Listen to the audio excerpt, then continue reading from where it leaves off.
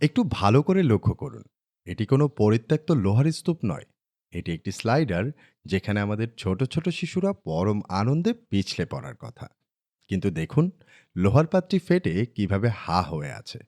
জং ধরা এই ধারালো অংশটি যে কোনো শিশুর শরীরের মাংস চিরে ফেলার জন্য যথেষ্ট।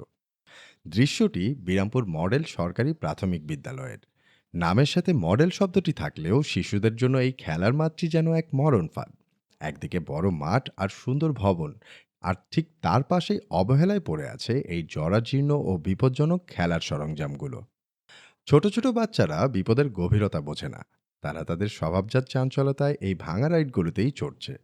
একবার ভাবুন তো, যদি কোনো শিশুর হাত বা পা এই ফাটলে ঢুকে যায়, তবে তার পরিণতি কি হতে পারে?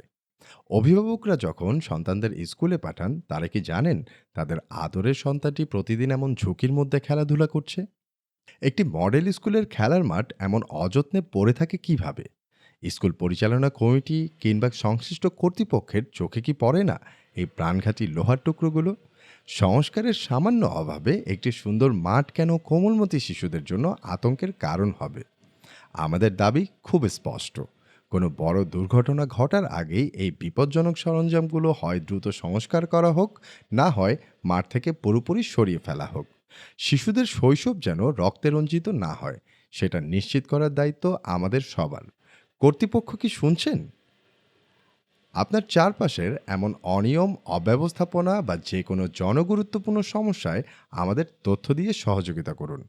আপনার দেওয়া একটি ছোট্ট তথ্য হতে পারে বড় কোনো পরিবর্তনের সূচনা। এই ধরনের জনস্বার্থমূলক অনুসন্ধানে বিরামপুর 360 এর সাথেই থাকুন। ধন্যবাদ। দেখা হচ্ছে পরের কোনো ভিডিওতে।